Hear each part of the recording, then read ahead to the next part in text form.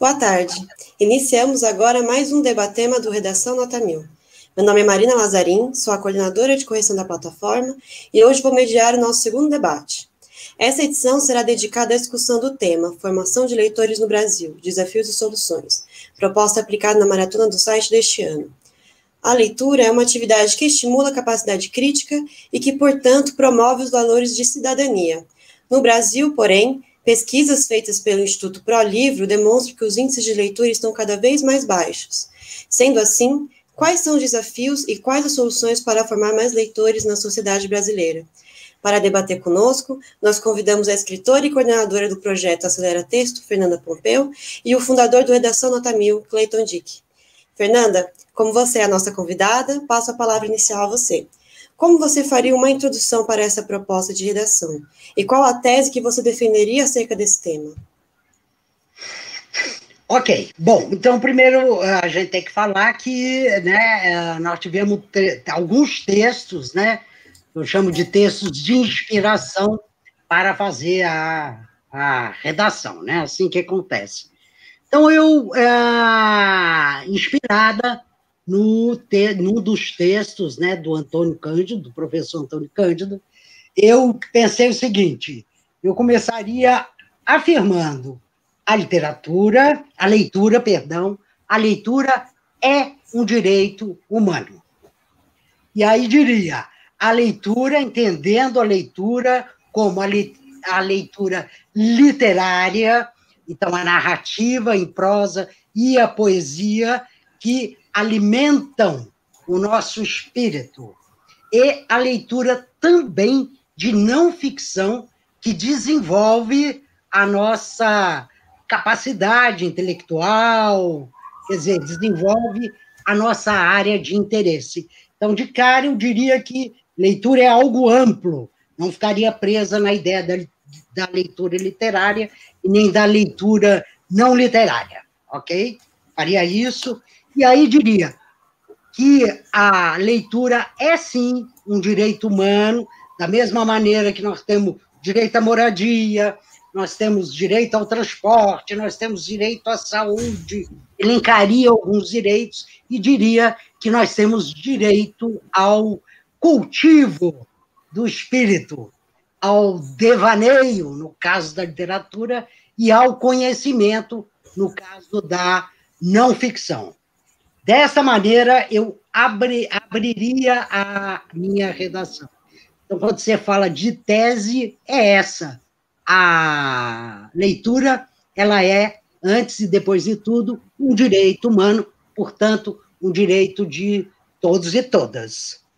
Pois eu vou desenvolver, naturalmente, essa afirmação, ok? E como você linkaria essa ideia da leitura como um direito à ideia de formação de leitores, claro, assim, dentro do âmbito brasileiro? Não, então, aí eu já vou para a minha primeira argumentação, que eu digo o seguinte, não basta ser um direito, né? Uhum. Todo direito precisa ser acessado. Uhum. Vou dar um exemplo aqui, que não necessariamente eu escreveria esse exemplo, mas só para entender para onde eu estou indo, o direito à saúde. Tá, você diz que todo mundo tem direito à saúde. Sim, mas para exercer esse direito, você tem que ter acesso, você tem que ter a unidade básica de saúde, você tem que ter hospitais, você tem que ter médicos, você tem que ter uma rede, uma rede para que as pessoas acessem esse direito. Ora, como é que a pessoa acessa o direito humano à leitura? Tendo uma formação, ou seja, se tornando leitor. Esse seria o meu, vamos dizer, o meu desenvolvimento já do segundo parágrafo. E iria mais, inclusive diria, quer dizer, não sei se eu digo agora, se vai passar para Cleiton, ou se eu já entro nesse segundo parágrafo. Não, vou passar para o Cleiton, senão então, você vai perder sua argumentação, mas já está anotado aqui. Não, a argumentação, eu tenho convicção dela. Cleiton, agora comenta para a gente um pouco a sua introdução e a sua tese. Seu microfone está desligado. Microfone. Pronto. Oi, Marina, Fernanda, prazer estar aqui de novo. E para essa redação, eu começaria trazendo a ideia de que as crianças, né, quando a gente pega ali desde a mais tenra idade, as crianças gostam muito de livros. Em geral, são livros com muitas imagens, são livros com histórias mais curtas, mas o interesse da criança pelo papel, pela aquela figura do livro é praticamente automático, né? A gente tem tanta clareza disso que o filão de livros infantis é o maior filão das livrarias hoje. A gente tem os livros infantis como carro-chefe, é o que mais vende. E aí fica a pergunta, então a minha introdução passaria por essa reflexão, fica a pergunta, o que acontece de lá, né, vamos passar aí para pré-adolescência, adolescência e depois a vida adulta, que o cidadão se desinteressa hoje por leitura, não vira um grande leitor como poderia ser. A minha sugestão, né, a minha tese, vamos dizer assim, é que isso aconteceu, curiosamente, não por acaso, mas a gente vai concluir isso mais adiante, no mesmo período em que a gente tem a ascensão de redes sociais, do celular como uma ferramenta de conexão praticamente 24 horas por dia, mas assim, muito, muito presente na vida de todo mundo. Então, ao mesmo tempo que a gente tem essa ascensão do digital, a gente vai ter também uma ruptura nessa tendência natural da criança de se interessar pelas fábulas, pelas primeiras histórias, pelo objeto livro, ainda que ali com muita cor, muita figura, mas tem alguma coisa que aconteceu nesse caminho que não está conduzindo esse leitor infantil para a vida de leitor adulto. Eu acho, a minha tese é que isso tem relação com a maneira como o digital evoluiu nos últimos anos, como o celular e as redes sociais entraram na nossa vida de uma maneira tão contundente, né? Então, eu vou seguir este caminho aí. Tá certo. Fernanda, então agora a gente passa para o seu primeiro parágrafo de desenvolvimento. Isso. Aliás, uma dica aqui, né? Para mim, super funciona. Que é já de cara, quando a gente vai fazer essa redação, uma redação com muitos critérios, né? Imaginar os tais 4 parágrafos. É uma maneira da gente ajudar o pensamento. Isso. Então, fiz um, aí eu vou fazer o 2 desenvolvendo, vou fazer o 3, que eu continuo esse desenvolvimento até eu chegar no 4, que é a minha proposta de intervenção. Isso ajuda, né? Dividir o próprio pensamento, escalonar ele em 4 partes. Então, a minha primeira parte, como eu já estava adiantando lá, eu disse, é preciso ter acesso, né, a esse direito à leitura. E como tem acesso? Bom, segundo a experiência, né, essa leitura começaria em casa. Mas aí eu diria, mas nem sempre. Ou seja, começa em casa, mas não para todas as crianças. Tá? O Brasil é um país desigual e nós não temos um número muito grande de crianças que não tem essa referência familiar em relação, por exemplo, aos livros. Não tem livro. Ou tem pais com uma baixa escolarização. Então, aí eu avançaria para dizer que é na escola, sim, onde você teria esse encontro, vamos dizer, diminuiria essa diferença para você ter o aprender a ler e escrever, que, afinal, são as ferramentas fundamentais de qualquer leitor. É sine qua non. Se você não lê nem escreve, você nunca vai ser um leitor. Então, a escola possibilita isso. E ao lado da escola, e tão importante quanto, eu colocaria as bibliotecas, e aí, né, bibliotecas não como depósito de livro, né? O Cleiton fala disso, depósito, não como isso, mas como ambientes que fomentem, sim, a leitura. E citaria a presença das bibliotecas comunitárias, que elas existem e elas, justamente, como elas normalmente estão em regiões periféricas, elas ajudam nessa formação desses leitores que muitas vezes não tiveram na pré-escola ou em casa essa presença do livro. Ok? Essa seria a... Olha, veja bem, eu estou falando de acessos ao direito à leitura. Falaria sobre esse, tem mais um que vai ficar guardado, que é o terceiro, quer dizer, o terceiro parágrafo, onde eu vou avançar nisso. Já quer, eu já posso passar para o Cleiton, então? O próximo parágrafo. Eu acho que está suficiente. Vai lá, Cleiton. Então, bora lá. Cleiton, seu primeiro parágrafo de desenvolvimento. Muito legal. Eu tô achando super bacana aí o caminho da Fernanda. Eu venho por um caminho mais pessoal também, de novo, acho que eu tenho uma memória afetiva com a questão da leitura.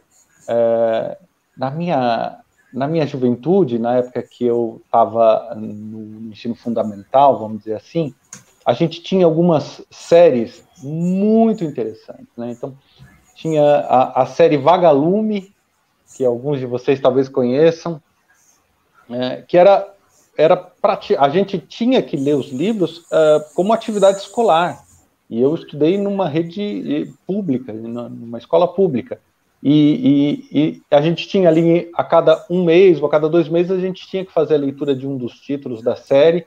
Tinha a coleção Vagalume, tinha a coleção Para Gostar de Ler, tinha a coleção do Cachorrinho Samba, que é um pouquinho anterior, e que traziam histórias muito, muito adequadas ao nosso cotidiano, né?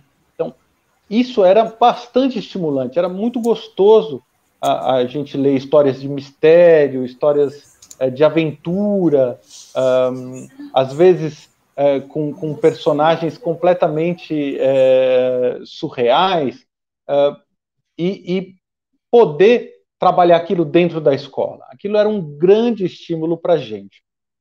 Eu acho, voltando à minha argumentação, de que alguma coisa aconteceu nesse caminho, eu acho que hoje em dia a gente tem uma presença de tecnologia, do digital e principalmente de redes sociais, comprimindo um pouco deste tempo, né? E puxando naturalmente o interesse dessas crianças, principalmente essas crianças que estão começando a atingir aí nos seus 6, 7 anos, que você está acessando o letramento, está chegando a hora de você realmente usar a leitura como um caminho para reconhecimento do mundo.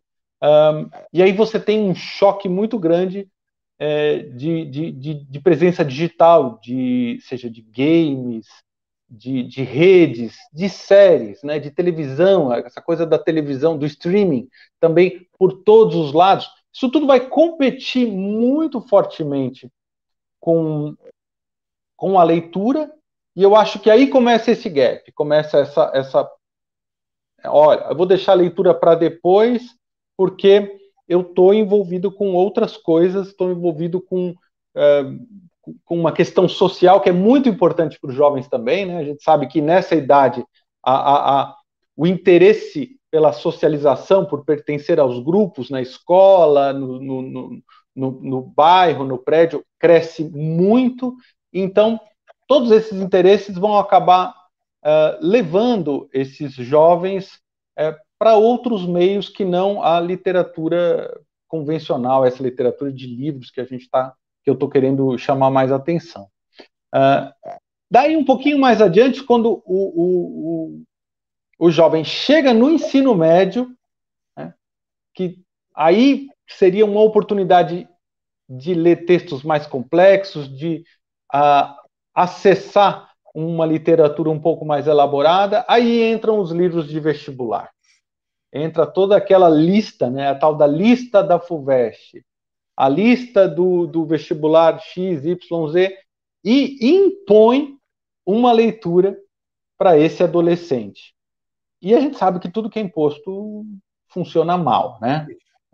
Não é bacana. Muitas vezes esse adolescente não está nem preparado para uma leitura desse tipo, né? Imagina ler Iracema com 15 anos.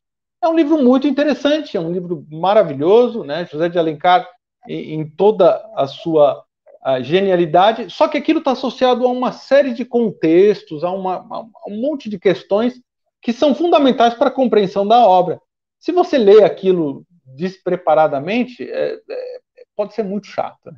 Então, o jovem vai sair desse mundo ali, onde ele não teve, onde ele estava priorizando outras coisas, e vai cair num mundo onde a leitura é obrigatória, né? São textos que você tem que ler para passar no vestibular. E pronto, acho que isso dá a receita para um adulto que não se interessa mais, que dificilmente vai ter uma relação afetiva com a leitura, uma relação que foi construída ali nos últimos anos, de forma mais natural. Então, para mim, esse é o meu primeiro argumento é muito baseado nisso. O gap, né, da infância, onde a gente tem a leitura presente, de alguma maneira presente, a não ser quando a gente está falando de classes que realmente não estão acessando nem isso, nem os livros infantis, mas, por uma outra parte, a gente vai ter uma grande profusão de títulos e de leitura. Depois, quando começa a entrar no digital, eu acho que a coisa vai se perdendo e finalmente detonada no ensino médio, quando a gente vai ter leituras que não são necessariamente do interesse dessa moçada, mas que elas têm que trabalhar, têm que fazer por conta de vestibulares e outras coisas, né? Às vezes, os professores, muito habilidosamente, de forma até heróica, conseguem trazer os alunos para essa leitura de vestibular, envolvendo eles com outras questões, com interdisciplinaridade, trazendo para o debate e tornando aquilo algo bacana, algo significativo para os alunos. Esses são heróis, acho que são professores que fazem a diferença, não só para esses alunos nas provas e vestibulares, mas depois para a vida, né? Formam realmente leitores. Não necessariamente os livros que são cobrados para os vestibulares não são livros que podem interessar adolescentes que estão na fase de prestar vestibular, mas às vezes a forma como eles são colocados dentro da escola, sendo obrigatórios, e o professor também que não está tão interessado naquela leitura, isso torna a leitura do livro a experiência muito chata para um adolescente, né? Então, eu penso, colocando um pouco na minha opinião aqui, eu penso que a leitura dos livros de vestibular não necessariamente não são condizentes com a faixa etária dos adolescentes. Talvez ela não seja bem conduzida dentro da sala de aula, né? Bom, Fernanda, vamos para o seu segundo parágrafo, então, de desenvolvimento? Não, terceiro. O terceiro parágrafo da redação. E segundo do desenvolvimento. É o que eu mais gostei, que eu mais gosto. Vamos lá, então. Porque aqui eu vou, no terceiro parágrafo, fazendo aqui um rodapé, anterior, né? Eu vou, na verdade, fazer uma defesa das redes sociais em prol da leitura, né? Então, primeira coisa, como é que eu cheguei nisso? Eu acho assim, nós mudamos, né, a humanidade, queira ou não queira, nós tivemos uma mudança de mídia. Nós estamos vivendo isso. Nós mudamos a mídia. Nós saímos de uma mídia que era toda impressa para uma mídia que é impressa que eu digo que é através das palavras, através dos sons, através das imagens, tudo ao mesmo tempo. Isso é um fato, né? É um fato. Gostamos ou não. Então, vamos lá. Então, olha só. Formação de leitores. Falei um pouco na minha redação, né? Falei da escola, falei das bibliotecas, mas aí eu queria avançar um pouquinho e dizer, é preciso formar, é preciso desenvolver e é preciso fidelizar. A gente precisa de leitores sustentáveis, que é esse aí que vai continuar sendo leitor a vida inteira. Senão, né, ele lê até os 18 e, sei lá, até o vestibular, até o Enem, e depois que sai, não vou ler mais. Agora acabou, né? Então, como é que você fideliza, né? Que programa você faz para fidelizar esse tal leitor? E aí eu vejo, particularmente nas redes sociais, né? LinkedIn, Facebook, Instagram e todas as outras que o pessoal usa, eu vejo uma oportunidade de desenvolvimento para esses leitores. Isso, né, a partir da observação de que a maior parte dos adolescentes e dos jovens estão nas redes. Eles estão nas redes. E em que pese, apesar, se eu vou estar no meu parágrafozinho, e apesar das críticas que são feitas, e muitas vezes justas, que são feitas aos ambientes digitais, eu vejo nos ambientes digitais uma oportunidade, uma grande oportunidade de você ter leitores, aí por quê? Vai ler postagens e vai acabar se encorajando até para escrever posts, ou seja, é um espaço... O que eu quero dizer? E eu vou colocar isso no meu parágrafo, hein? Nunca a humanidade leu e escreveu tanto quanto na era da internet. Mas... E também vou dizer, mas e a qualidade? Eu vou dizer, gente, a qualidade virá a partir do quê? Da quantidade. Virá, né? A qualidade vamos dizer, o nível 2. Nós estamos no 1. Todo mundo entrou. E eu vejo as redes também como muito democráticas, porque o objeto livro, ele carrega por toda a tradição e por toda a história dele um peso, é o livro. A rede é rede, ou seja, qualquer um pode ir lá, qualquer um pode escrever lá, e qualquer um pode ler por lá. Então, esse seria, tá, o meu parágrafo, onde eu faço uma contribuição, na minha maneira de ver, mais pessoal. Quer dizer, eu dou uma opinião que não está nos textos de inspiração. Os textos de inspiração não falaram disso, mas eu arrisco e falo sobre isso. É isso. Fazendo uma provocação em cima disso, acho muito legal, né? De fato, nunca se leu tanto. Mas essa leitura, você acha que essa leitura de rede social, essa leitura de WhatsApp, que é infestada a gente sabe que é infestada de manipulação, de fake news, de coisa de baixa qualidade, você acha que isso não contribui para um desinteresse de uma leitura mais sofisticada, mais humana, mais voltada para o desenvolvimento humano? Estou procurando palavras aqui, não estou achando exatamente, mas uma leitura um pouco mais criteriosa. Bom, eu concordo com o que você está falando, eu acho que a rede é tudo isso, mas eu acho que ela não é só isso, viu, Cleiton? Eu acho que o nosso papel aí, o papel de formadores e leitores, estar dentro da rede. A qualidade... Quem faz a rede são as pessoas. Tá? As pessoas falam, o algoritmo não faz rede. O que o algoritmo faz é explorar o que as pessoas estão colocando lá. Mas você precisa colocar lá, precisa ter uma aderência para isso ser disparado. Então, quem faz a rede somos nós, as pessoinhas que estão na rede. Então, por exemplo, a questão da qualidade vamos elevar essa qualidade. Por que a qualidade está ruim? Não é a rede em si. Ela está ruim porque, de alguma maneira, as pessoas, né, os adolescentes e os jovens, eles estão usando essa rede de uma maneira, sei lá, a fazer confissões que talvez eles não consigam fazer na escola. Bom, em suma, eu acho que é uma militância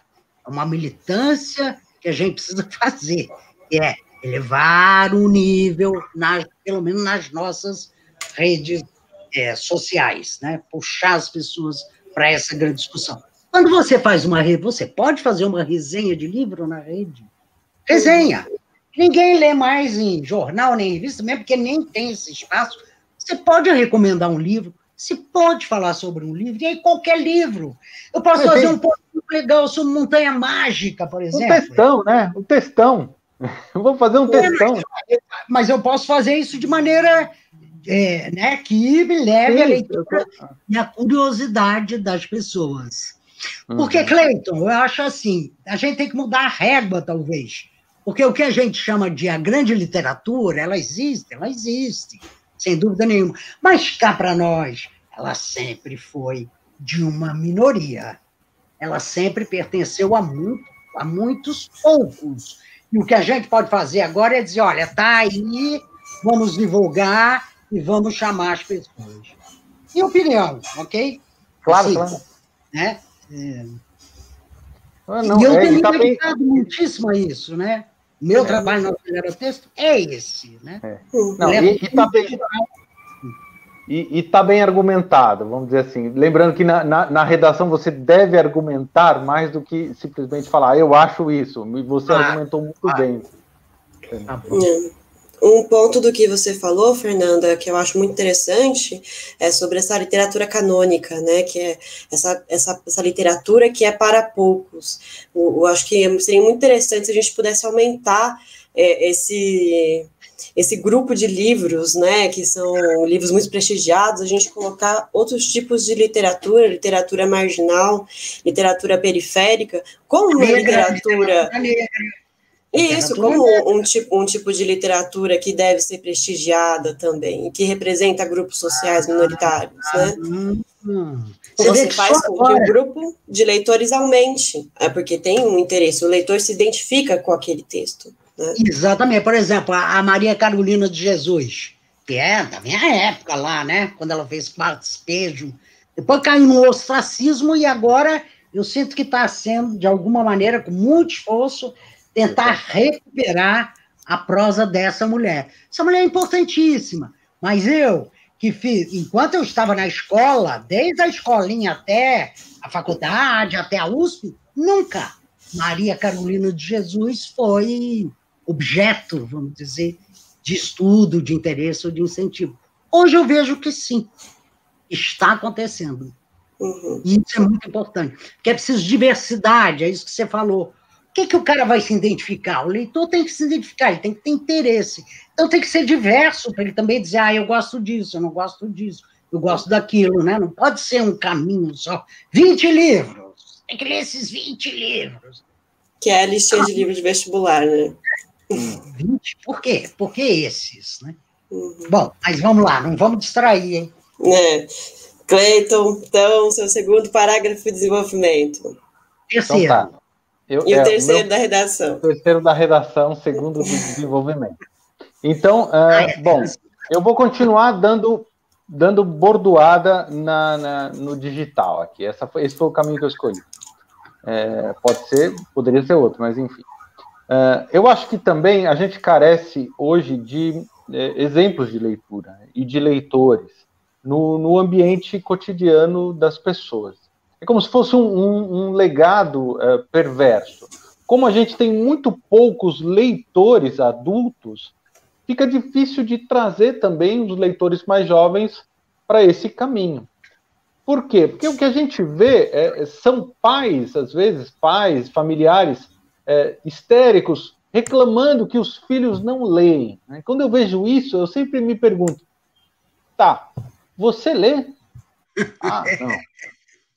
Não dá tempo, eu estou sempre ocupado, eu estou sempre trabalhando, mais ou menos, você está sempre no celular. Enfim, faz parte da nossa vida moderna. De novo, o digital entrou com uma potência muito grande, ocupou o nosso tempo, e aí nós somos pais e adultos com o celular na mão, falando para os jovens, você precisa ler. Mas espera aí, cara pálida. Você não lê, ou pelo menos não lê livros, como a Fernanda já apontou. Você está lendo outras coisas, você está vendo outros conteúdos digitais.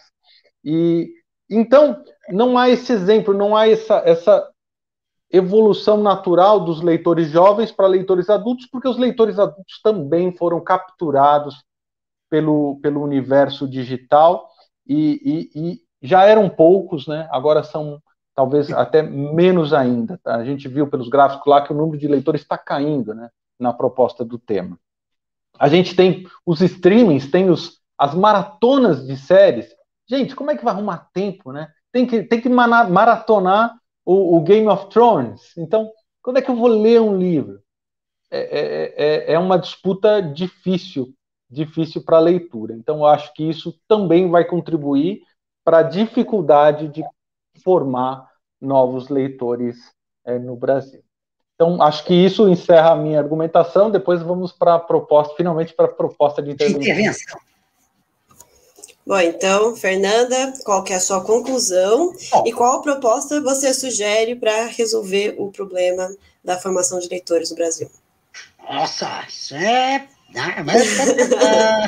Bom, eu só queria chamar a atenção que agora, quando a gente chega no quarto e último parágrafo, uma maneira da gente pensar que ajuda é e daí? Pensar nessa palavra. E daí? Que não deixa de ser a resposta, né? Porque você vem, você coloca o problema, né? E alguém diz, sim, mas e daí? E daí? Você falou tudo isso, mas qual é a sua proposta, né? É o e daí. Eu começaria dizendo, não há uma única resposta ou uma única solução para uma questão tão complexa quanto... Aí já puxaria formação, desenvolvimento e fidelização de leitores. Para pegar meio a vida toda e não só o comecinho dela. Né? Não há uma única proposta. O que você tem são ações, a minha proposta é que haja ações combinadas, né, alinhadas com a ideia da formação de leitores, alinhadas com a ideia do acesso à leitura, que é um direito humano, lembra? Isso foi dito lá no começo, foi como começou a história. E entre essas propostas eu diria, por exemplo, cabe ao poder público criar, desenvolver, renovar bibliotecas, né? E inovar com as bibliotecas, quer dizer, transformá-las em espaços propícios. Cabe ao poder público incentivar as bibliotecas comunitárias, porque elas são muito importantes, porque elas extrapolam o fato de, né, o cara sentado lendo, elas criam ambientes, há bibliotecas, por exemplo, que incentivam saraus literários, em suma, criam uma vida em torno da ideia do livro e da leitura. E cabe, também cuidar vamos dizer, não usaria formação, mas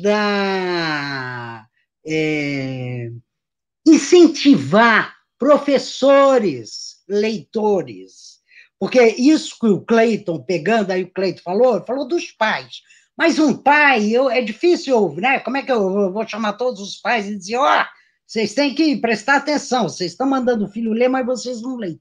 Mas há professores também, que pedem a leitura, mas não são leitores. Então, haver esse trabalho, né, existir esse trabalho, acho que faz parte, né, vamos dizer, no âmbito do público, da intervenção pública, para a gente melhorar a formação. E olhar as redes sociais como uma oportunidade. Para mim seria, muito importante agregar isso também, né? Ela é uma oportunidade de leitura, porque as pessoas estão lá e elas não vão sair de lá. Na minha opinião, né? Não há nenhum indício de que elas abandonarão isso. Terminaria a redação falando isso, né? Falando, olha, tem muitos caminhos, estou citando alguns, mas né, ele não é só isso, mas tem um conjunto aí. Por quê? Porque é muito importante ter leitores, porque leitores podem sentir prazer, ou seja, se pessoas que alimentam seus espíritos, e leitores podem ser pessoas mais articuladas, inclusive para as suas próprias áreas de interesse. Isso é muito importante. A leitura humaniza as pessoas, né? Cérebro e a sensibilidade. Ler é essa grande viagem. E forma cidadãos mais conscientes, né? Mais críticos, né? Mais críticos, mais conscientes da sua própria cidadania, vamos dizer. Da sua cidadania, e compreender. A leitura faz tudo isso, né? Ela nos ajuda. Sem ela fica difícil, né? Não tem salvação. Difícil. Não. Pessoas podem pensar, e muitas pensam, né? Pessoas analfabetas, né? Que pensam, articulam, mas, vamos dizer, a leitura, ela vira, né? Ela te empurra. E é um grande prazer. Né? Ela tem uma parte prazerosa. O leitor adulto, ele vai ler por prazer, né? Porque ele não vai fazer nem já fez, né? Então é por prazer também. Eu terminaria assim. Agora, eu posso só falar uma coisinha, claro. Eu terminaria assim, que é uma dica aí para quem, né, vai fazer. Eu terminaria assim. Agora, eu acho que o que a gente discutiu aqui foram quais os argumentos. Quais o argumento, né, nós estamos usando nesse tipo de redação. Agora, eu diria, acabou, gente, acabou, olhou, tá redondinha a minha redação. Então, agora, revise, olhe para o português, porque senão... né, você pode ter uma ideia muito boa e que acabe saindo com muitos defeitos. Você está numa prova, então cuidado com isso.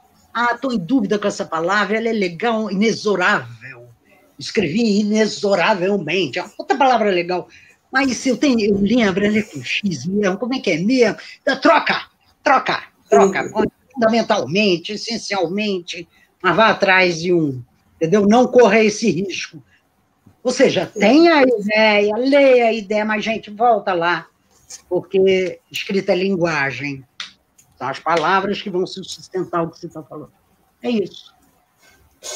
Obrigada, Fernanda. Então, agora, Cleiton, a sua conclusão e a sua proposta.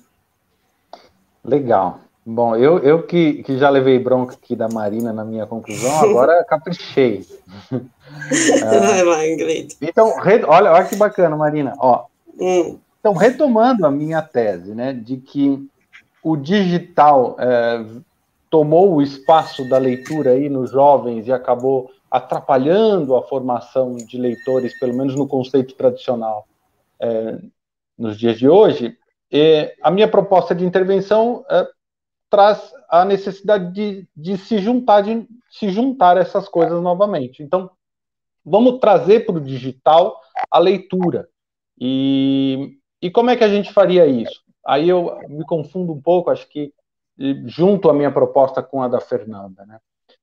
Eu acho que a gente tem que fazer os governos e as entidades relacionadas principalmente aos espaços públicos, às bibliotecas públicas, deveriam seguir o exemplo de Bogotá, a capital colombiana, que fez um projeto maravilhoso no final dos anos 90, começo dos anos 2000, com as bibliotecas públicas da cidade, né? O prefeito percebeu que as bibliotecas eram depósitos de livros e não tinham nenhum tipo de atratividade para os jovens. Pelo contrário, os jovens estavam na rua, estavam envolvidos com outras coisas perigosas, não estavam dentro da biblioteca. A biblioteca não era minimamente interessante. A partir do momento que se coloca na biblioteca, nesse espaço que é para leitura, mas para muito mais do que isso, né? Um aparelho de ar-condicionado, a coisa já muda. Porque as pessoas vão lá para ficar confortáveis. Né? Uma cidade que você tem, no verão, 30 e tantos graus, todo mundo quer ficar num lugar mais fresco. Puxa, então a biblioteca tem que ter ar-condicionado. A biblioteca tem que ter Wi-Fi. Wi-Fi bom, não aquele que cai toda hora. Wi-Fi de primeira linha. A biblioteca tem que ter computadores disponíveis para pesquisa. A biblioteca tem que ter mesas e cadeiras confortáveis para que os jovens possam sentar em grupo e discutir trabalhos de escola, coisas que eles estejam lendo ou que seja para comentar ali sobre uma série que eles estão assistindo no streaming.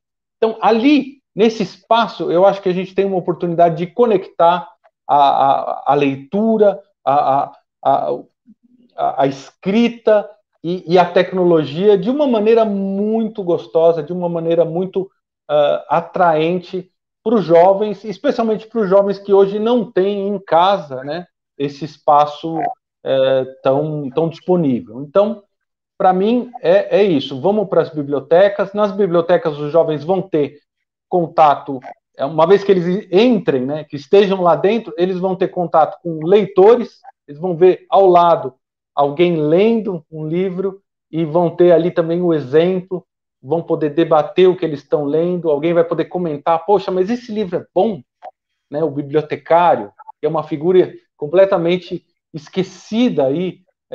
O bibliotecário é sensacional para fazer isso, a bibliotecária conhece os livros, sabe indicar uma leitura, sabe ajudar você nessa aventura tão importante para a gente, mais do que nunca, né, Fernanda? Então, a minha proposta é essa, vamos para as bibliotecas, vamos criar nas bibliotecas e nos espaços públicos esse ambiente acolhedor, esse ambiente multimídia, esse ambiente, sabe, que puxe, que atraia, que traga os jovens, e aí a gente vai ter, com certeza, mais leitores no futuro. É isso. Ainda dá tempo. Perfeito. Bom, então, alguém tem pergunta no YouTube? Acho que já podemos encerrar, então. Vou deixar só um convite para quem quiser, que tiver interesse em ler o tema está aqui embaixo na descrição. Para acessar, você pode fazer um cadastro gratuito na plataforma. E se inscreva no canal para poder assistir mais debatemas. Muito obrigada, Fernanda. Peraí, Paulo, não posso falar uma coisinha? Claro, fica à vontade. Não, nem candidato, né? Deixa eu falar aqui e tal. Parte de recomendações, eu acho que isso é importante, né? Uhum. E aí, seguindo uma coerência, a minha própria redação, eu recomendo que as pessoas procurem nas suas redes sociais, grupos que falem a muitos de literatura, de português, fique de olho nesses grupos. Quem está no Instagram tem assim, o próprio Redação, né? Nota 1000 está lá, quer dizer, acompanhe isso, tá? Funce isso também. É isso. Cleiton, tem alguma recomendação também? Olha, eu acho que cada um precisa descobrir aí suas temáticas preferidas de leitura. Eu sugiro conversar com grupos, conversar com pessoas, novamente, com a figura do professor, do bibliotecário, pessoas que estão em situação aí mais privilegiada de conhecimento do universo dos livros, vão, com certeza, sugerir boas leituras para todos os perfis. Então, é conversar, é começar, né? Depois de um livro bacana que você lê, você vai para o segundo, para o terceiro, quando você vê, você já está lendo aí um bocado de coisas, um bocado de livros todos os anos. É isso aí. Bom, então podemos encerrar já. Fernanda, muito obrigada por ter aceitado o nosso convite. Prazer. Bom, então ficamos até a próxima debatema. Valeu. Temos uma pergunta. Queria saber sobre a preferência de assistir em dublado. Não, peraí, só um minuto. Eu tenho uma pergunta sobre a questão dos jovens assistindo bastante séries. Queria saber sobre a preferência de assistir em dublado justamente por não quererem ler. Será que isso também é uma repercussão da falta de leitura? O que vocês acham? Não sei. Eu assisto muitas séries, né? Mas eu não assisto eu assisto elas legendadas. Né? Porque eu gosto de ouvir a voz acho que faz sentido você ouvir a voz dos atores, né? Não importa, inglês, alemão, né? Mas eu acho que carrega ali uma entonação. Eu não sei, será que as pessoas têm preguiça de ler legenda? Eu acredito que sim. Essa pergunta. Eu concordo, eu acho que as pessoas têm preguiça de ler legenda, e não sei se isso tem uma relação com a falta de leitura geral. Talvez, respondendo a Renata aí, talvez isso tenha relação com o desejo da audiência, de quem está assistindo o filme ou a série, de prestar mais atenção nos outros elementos. Porque, de fato, quando você tem que ler legenda, algumas coisas ali em volta você pode perder, né? E eu lembro que tem países como a Itália, por exemplo, onde tudo é dublado. Não existe o legendado. No italiano, ele assiste dublado, e ponto. E eles não são necessariamente leitores preguiçosos, né? A Itália ali é um país que tem um nível razoável de leitura. Então, não sei se uma coisa está relacionada à outra, mas foi um ponto curioso, né? Eu acho que essa coisa da legenda tem a ver também com um estranhamento da outra cultura, do outro idioma. Você ver uma história, né? Aprender uma história dentro de um outro idioma, com outras expressões, com uma interpretação diferente, porque o dublado não é só a pessoa dublando, é uma pessoa também interpretando, dramatizando a história. Então, eu acho que tem uma preguiça, assim, de ler, mas eu acho que também tem um estranhamento com a cultura do outro, né? O que seria negativo, né? Não deveria, né? Uhum. Os lances é essa viagem com a cultura do outro, né? Eu, por exemplo, adoro, eu vi umas séries coreanas, né? Passadas em Seul. Amei! Que eu disse, nossa, né? Gente, olha só a maneira que toma o chá, a maneira, né? Eu acho esse encontro de outras culturas uma das maravilhas, mas... Bom, então agora acho que não temos mais perguntas. Vamos ser surpreendidos novamente. Uhum. Acredito que não. Agora, então, podemos encerrar, então, né? Então, obrigada de novo, Fernanda, dessa vez, é sério, encerrando. Obrigada, gente, até a próxima. Até a próxima, até a próxima.